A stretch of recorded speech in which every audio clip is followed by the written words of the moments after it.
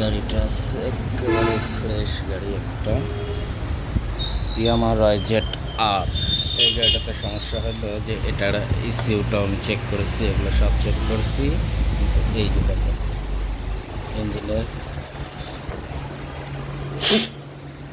এটাতে কোনো তেল পাস করতেছে না এবং প্লাকে কারেন্ট মারতেছে না। এই জন্য এটা খুলে আমি এটা চেক করছি, এটা চেক করছি। গাড়িটা মূলত আজকে পানিতে ডুবে গেছিল, ডুবে যাওয়ার কারণে এই যে দেখেন আমি এখানে করছি, ঠিক আছে, যাবতীয় কাজ করছি। আমি যদি ম্যাগনেটটা লাগাই দিয়ে এখন আপনাদের চেক করে দেখাই, ঠিক আছে। আমি ম্যাগনেটটা লাগিয়ে দিই, আমি এখন ম্যাগনেটটা এখানে লাগাই দিই।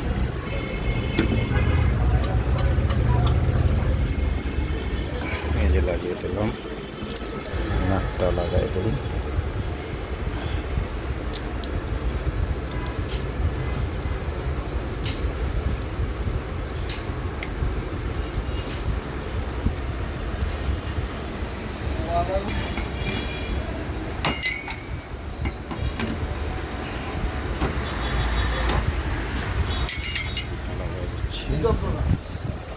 ঠিক আছে,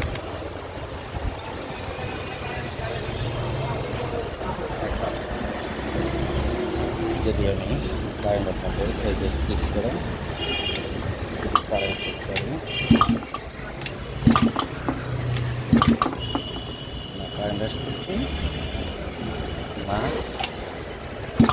আসতেছি।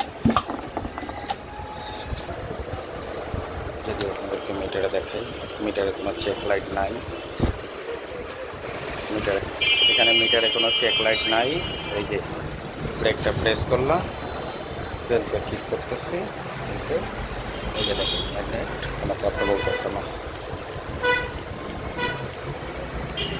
কোনো কথা পায় না, জাস্ট শুধু ফুয়েল পাম্পটাই কাজ করতেছে। যদি আপনাদেরকে চাবি অন অফ করে দেখাই আমি, দেখেন ভাইব্রেশন করতেছে।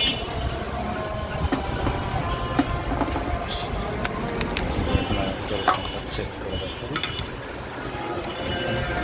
ভেতরে